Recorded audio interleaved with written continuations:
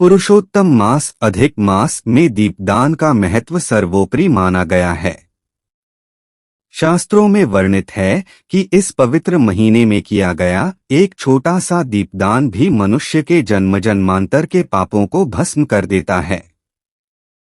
बहुत समय पहले की बात है, गोदावरी नदी के तट पर बसा एक सुंदर नगर था। उस नगर के एक कोने में मणिकर्णिका नाम की एक वृद्ध महिला रहती थी। मणिकर्णिका का जीवन दुखों और अभावों का एक लंबा सिलसिला था। जवानी में ही उसके पति का देहांत हो गया था और उसकी कोई संतान भी नहीं थी। वह नगर के लोगों के घरों में झाड़ू पोछा करके अनाज पीसकर अपना पेट पालती थी। वृद्धावस्था के कारण अब उसका शरीर शिथिल हो चुका था। आंखों से धुंधला दिखाई देता था और पैर कांपते थे। रहने के लिए उसके पास एक जर्जर कुटिया थी, जिसकी छत से बरसात में पानी टपकता था और सर्दियों में ठंडी हवाएं सीधे अंदर आती थीं। समाज का व्यवहार। मणिकर्णिका की सबसे बड़ी त्रासदी यह थी कि उसे न केवल गरीबी झेलनी पड़ती थी, बल्कि समाज का दुर्व्यवहार भी सहना पड़ता था। लोग उसे अलक्ष्मी या मनहूस समझते थे। सुबह सुबह कोई उसका चेहरा नहीं देखना चाहता था। जब वह गली से गुजरती तो लोग अपने दरवाजे बंद कर लेते थे। एक दिन जब नगर की अमीर महिलाएं सज-धज कर मंदिर जा रही थीं, मणिकर्णिका ने उनसे पूछा, बहनों, आज नगर में इतनी चहल पहल क्यों है? सब लोग पीले और लाल वस्त्र पहनकर कहाँ जा रहे हैं? उनमें से एक घमंडी स्त्री ने मुंह सिकोड़कर कहा, अरे, तुझे नहीं पता, आज से पुरुषोत्तम मास अधिक मास शुरू हो रहा है। इस महीने में जो भगवान विष्णु की पूजा करता है उसे बैकुंठ मिलता है। लेकिन तेरे भाग्य में कहाँ? तू तो पिछले जन्म की पापिनी है, तभी तो इस जन्म में दाने दाने को तरस रही है। हमारे रास्ते से हट जा, सुबह सुबह तेरा चेहरा देख लिया तो हमारा व्रत खंडित हो जाएगा। मणिकर्णिका की आंखों में आंसू आ गए। वह चुपचाप अपनी कुटिया में लौट आई। उसने अपनी फटी हुई साड़ी के पल्लू से आंसू पोंछे और भगवान की टूटी हुई मूर्ति के सामने बैठ गई। मणिकर्णिका का विलाप। हे नारायण, क्या मैं इतनी पापी हूं कि आपके भक्त मुझसे नफरत करते हैं? यदि मेरा पिछला जन्म खराब था तो इस जन्म में मुझे सुधारने का मौका तो दो। मैं भी आपका व्रत करना चाहती हूँ, लेकिन मेरे पास तो भगवान को चढ़ाने के लिए एक फूल भी नहीं है। मणिकर्णिका अपनी कुटिया के द्वार पर बैठी रो रही थी। तभी वहां से एक परम प्रतापी तेजस्वी संत गुजरे। उनके चेहरे पर गजब का ओज था और हाथ में कमंडल था। वह कोई साधारण संत नहीं, बल्कि स्वयं देवर्षि नारद थे, जो पृथ्वी पर भक्तों की परीक्षा और उद्धार के लिए भ्रमण कर रहे थे। मणिकर्णिका के रोने की आवाज सुनकर संत उसकी कुटिया के पास रुक गए। उन्होंने बड़े स्नेह से पूछा, माते, इस पवित्र पुरुषोत्तम मास के प्रथम दिन तुम इस तरह क्यों रो रही हो? तुम्हें क्या कष्ट है? एक सन्यासी के मुख से अपने लिए माते, माता शब्द सुनकर मणिकर्णिका का हृदय भर आया। वह संत के चरणों में गिर पड़ी और बोली, महाराज, मैं इस संसार की सबसे अभागिन स्त्री हूं। न धन है, न सगे संबंधी, सब मुझसे नफरत करते हैं।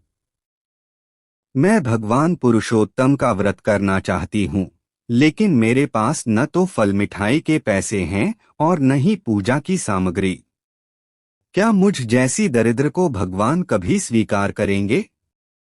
संत मंद मंद मुस्कुराए। उन्होंने मणिकर्णिका के सिर पर हाथ रखा और कहा, पुत्री, भगवान भाव के भूखे हैं, वैभव के नहीं। जो 56 भोग चढ़ाते हैं, भगवान केवल उनसे प्रसन्न नहीं होते। पुरुषोत्तम मास में सबसे बड़ा दान दीपदान है। यदि तुम पूरे महीने निष्काम भाव से भगवान के सामने केवल एक दीपक जला दो तो तुम्हारे सारे जन्मों के पाप नष्ट हो जाएंगे और तुम्हें मोक्ष की प्राप्ति होगी। मणिकर्णिका ने हाथ जोड़कर कहा, महाराज, दीपक जलाने के लिए मिट्टी का दिया तो मैं मांग लाऊंगी, पर उसमें डालने के लिए तेल या घी कहाँ से लाऊंगी? मेरे पास तो सूखी रोटी खाने के भी पैसे नहीं हैं। संत ने उसकी झोपड़ी के कोने में पड़े कपास, रुई के कुछ पौधों की तरफ इशारा किया और कहा, इस कपास से बत्ती बनाओ। दिन भर जो मजदूरी मिले उसमें से 1 पैसा बचाकर सरसों का तेल ले आना।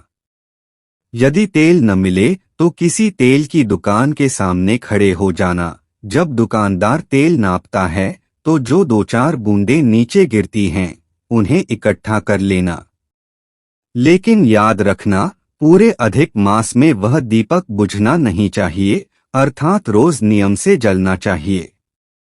इतना कहकर संत अंतर्ध्यान हो गए। मणिकर्णिका के जीवन को जैसे एक नई दिशा मिल गई। अगले दिन से मणिकर्णिका की कठिन परीक्षा शुरू हुई।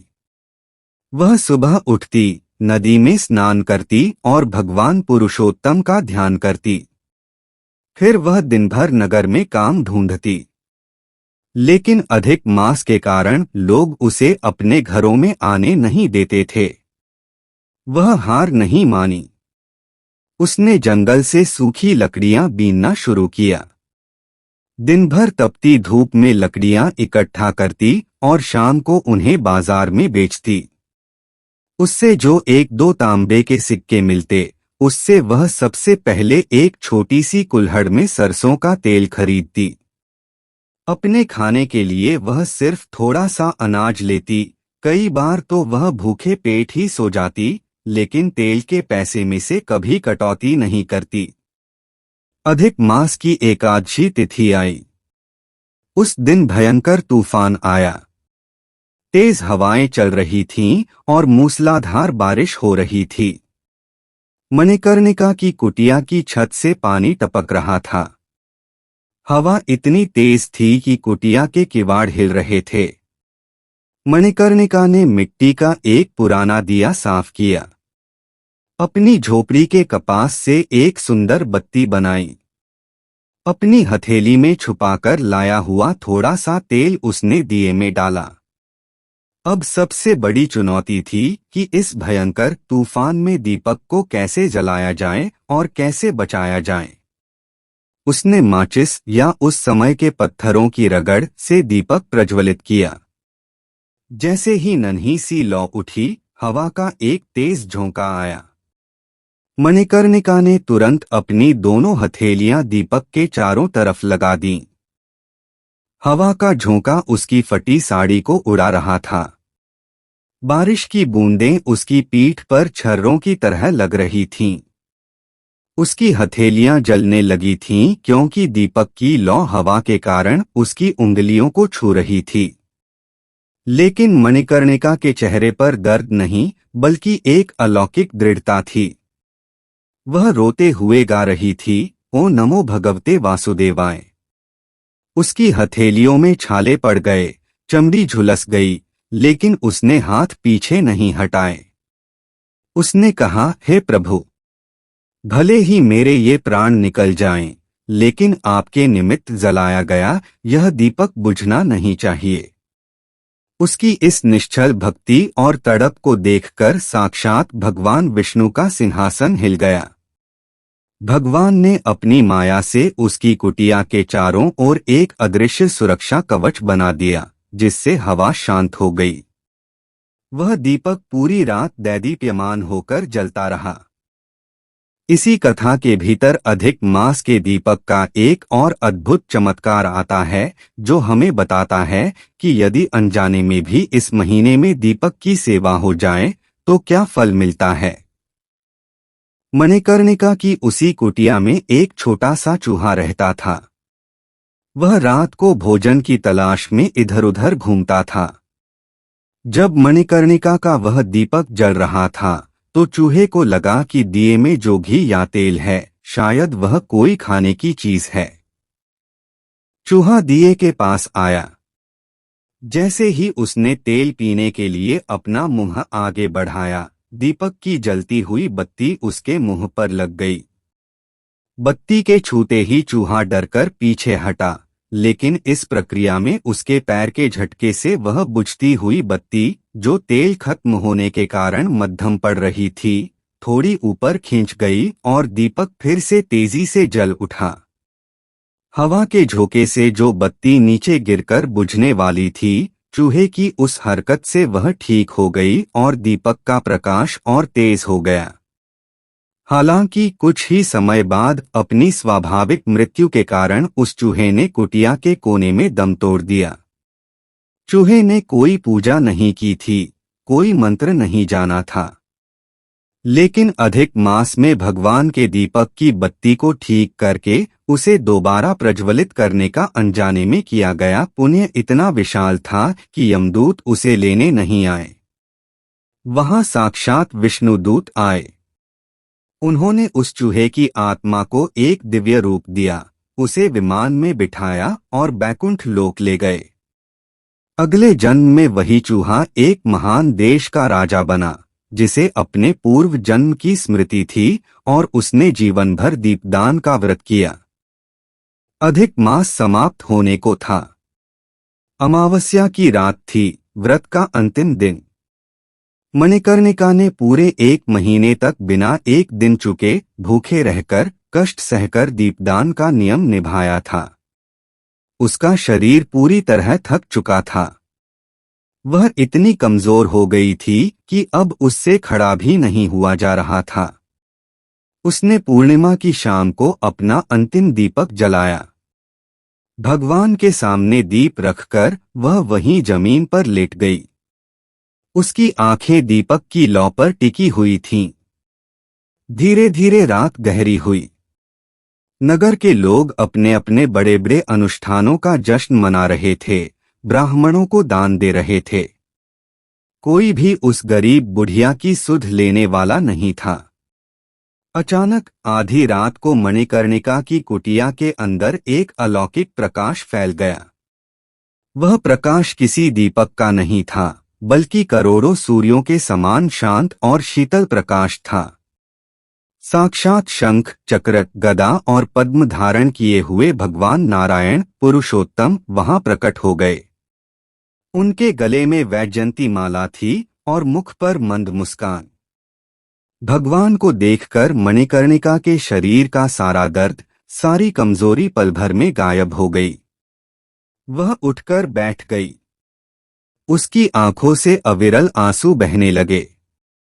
वह भगवान के चरणों में गिर पड़ी।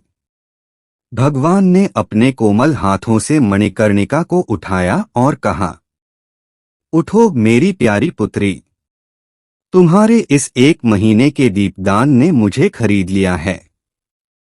धनवानों के सोने के दीपक और 56 भोग मुझे उतने प्रिय नहीं लगे, जितनी प्रिय तुम्हारी झुलसी हुई हथेलियों के बीच जलती हुई यह मध्यम सी लौ लगी। तुमने अपने कष्टों की परवाह न करते हुए मेरे दीपक की रक्षा की। अब तुम्हारे कष्टों का अंत होता है। भगवान ने जैसे ही मणिकर्णिका के सिर पर हाथ रखा, उसका वृद्ध और जर्जर शरीर एक अत्यंत सुंदर, युवा और दिव्य देवी के रूप में बदल गया। स्वर्ग से एक विशाल, देदीप्यमान विमान उतरा। जब सुबह हुई तो नगर के लोगों ने देखा कि मणिकर्णिका की कुटिया से एक अद्भुत खुशबू आ रही है और वहां से आकाश की ओर एक विमान जा रहा है, जिसमें साक्षात मणिकर्णिका बैठी है और स्वयं भगवान विष्णु उसके साथ हैं। नगर के वो घमंडी लोग जो उसे दुत्कारते थे, छाती पीटकर रोने लगे और अपने किए पर पछताने लगे। सूत जी महाराज शौनकादि ऋषियों को कहते हैं कि हे ऋषियों, यह अधिक मास के एक दीपक का साक्षात चमत्कार है। जो व्यक्ति इस पवित्र महीने में भगवान के सम्मुख दीपदान करता है, उसके घर में कभी धन धान्य की कमी नहीं होती। यदि घी का दीपक जलाया जाए तो व्यक्ति के जीवन में सुख, समृद्धि और आरोग्यता आती है। यदि तेल, सरसों या तिल का दीपक जलाया जाए तो समस्त शत्रुओं, बाधाओं और पापों का नाश होता है। यदि किसी कारणवश पूरे महीने दीपदान न कर पाएं, तो अधिक मास की एकादशी, पूर्णिमा, अमावस्या या अष्टमी के दिन किया गया दीपदान भी पूरे महीने का फल दे देता है। तो देखा आपने, भक्तों की भौतिक संसार की सुख सुविधाओं से कहीं ऊपर है प्रभु के प्रति अटूट विश्वास और समर्पण। मणिकर्णिका की यह भक्ति हमें सिखाती है कि यदि हृदय में सच्ची श्रद्धा हो तो ईश्वर स्वयं दीपक की उस नन्ही लौ में भी अपना आशीर्वाद देने चले आते हैं। बोलिए भक्तवत्सल भगवान विष्णु की जय, भगवान पुरुषोत्तम की जय, सत्यनारायण भगवान की जय। यदि आपको मणिकर्णिका के इस समर्पण की यह गाथा आपके हृदय को छू गई हो तो इस वीडियो को लाइक अवश्य करें। अपने परिवार और मित्रों के साथ इस दिव्य कथा को शेयर करना न भूलें ताकि भक्ति का यह संदेश जन पहुंच सके।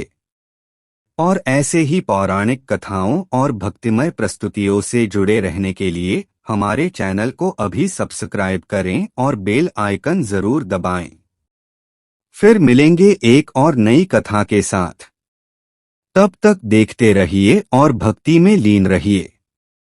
हरि ओम तत्सत।